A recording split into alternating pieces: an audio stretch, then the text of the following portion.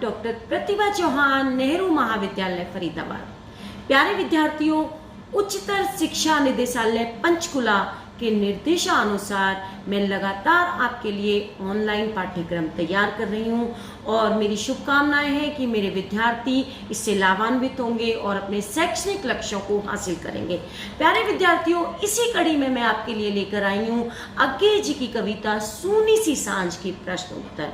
इस कविता की सप्रसंग व्याख्या मैं आपको प्रस्तुत कर चुकी हूँ और आपको समझ आई होगी। आपने उससे जो है अपने शैक्षणिक गतिविधियों को जारी रखा होगा और फिर इसी कड़ी में मैं आपके लिए लेकर आई हूँ हमारी इस कविता से संबंधित प्रश्न उत्तर, जिनको आप परीक्षा के मद्देनजर तैयार करेंगे।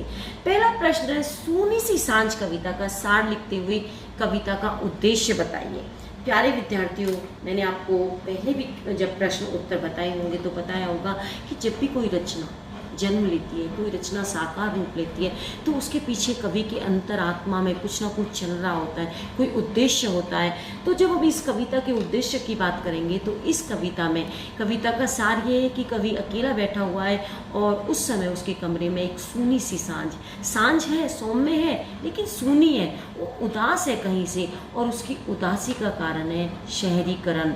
क्यों? क्योंकि जो उसकी स्वाभाविकता है, उसकी सुंदरता है, वो इस शहरीकरण के युग में लुप्त हो गई है और उसने कवि के कमरे में प्रवेश किया। लेकिन इतना होने पर भी कवि को बड़ी प्यारी लगी, सच्ची लगी और वो कुछ क्षण उसके साथ बिताना चाहता है। लेकिन विडंबना, कवि इस आधुनिक युग में प्रकृति का सामीप्य चाहते हुए भी नहीं ले पाता। क्यों?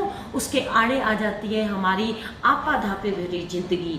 जैसे ही शाम का वक्त होता है, फटाफट लाइटें जल जाती हैं, गाड़ियों की आवाज़ें आने लगती हैं और घरों में से लोगों की आवाज़ें आने लगती हैं, जिनके कारण कवि प्रकृति का आनंद नहीं ले पाता है। और कवि के लिए ये सबसे बड़ी चुनौती यही है कि सूनी सी सांझ उसके देखते देखते ओझल हो गई और उसके आनंदित क्षणों को वो आनंद ना ले पाया और उन क्षणों में कुछ सकारात्मक, कुछ रचनात्मक जो उसके अंदर से आना था वो पैदा नहीं हो पाया। और वो क्यों नहीं हो पाया? समाज की एक बांझ अनुकंपा के कारण। अगर समाज उसको अकेला रहने देता प्रकृति के सामीप्य में, तो वह जरूर कुछ ना कुछ प्रफुल्लित, कुछ ना कुछ ऐसा रचनात्मक कर पाता। तो ये क्या कहेंगे, इसका उद्देश्य यही है कि इसमें कवि बताना चाहता है कि आधुनिकीकरण के युग में, आपाधापी भरी जिंदगी में हम प्रकृति के सामीप्य को छोड़ते जा रहे हैं और जो लोग प्रकृति के करीब होना चाहते हैं वो भी नहीं हो पा रहे। आपको समझ आया होगा और आप इसको अच्छे से लिख भी लेंगे। अगला प्रश्न है, कविता सूनी सी सांझ आधुनिक युग बोध की कविता स्पष्ट कीजिए।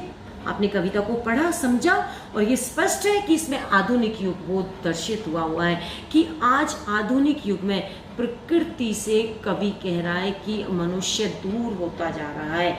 इस जिंदगी की भागदौड़ में, इस शहरीकरण के युग में हम चाहते हुए भी प्रकृति का आनंद नहीं ले पाते। क्यों? क्योंकि हम मशीनी युग के अनुसार अपने नियमित दिनचर्या में बंधे हुए हैं और उसमें प्रकृति के सामीप्य का कोई स्थान नहीं है। तो आप इसको लिखेंगे और बताएंगे कि किस तरह से ये युगबोध की कविता है कि आज आधुनिक युग में प्रकृति से हमारी दूरी बन गई है। अगला प्रश्न है, कविता के आधार पर बताइए कि सांझ किसका प्रतीक है, वह सूनी क्यों है। बहुत अच्छा प्रश्न है। आप अच्छे से जानते हैं कि सांझ किसका प्रतीक है।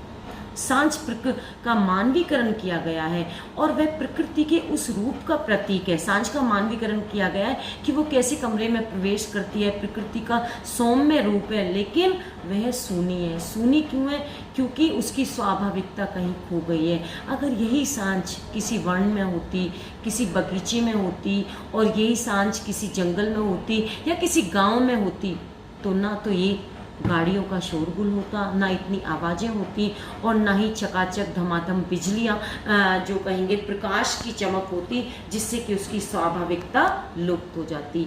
तो कहना चाहता है कवि इसमें कि जो सांझ है वो इन सब के कारण समाज में बढ़ते हुए आधुनिकता के कारण प्रकृति का सामीप्य हमसे दूर चला गया है। और जो प्रकृति के स्वरूप है, या बहती हुई नदी है, बहती हुई नदी प्रदूषित हो गई है, उसी तरह सांझ को आवाज़ों ने और बिजलियों के प्रकाशों ने उसकी सुंदरता को खत्म कर दिया है। और जब हमारा सौंदर्य लुप्त होता है तो उदासी स्वाभाविक रूप से आ जाती है।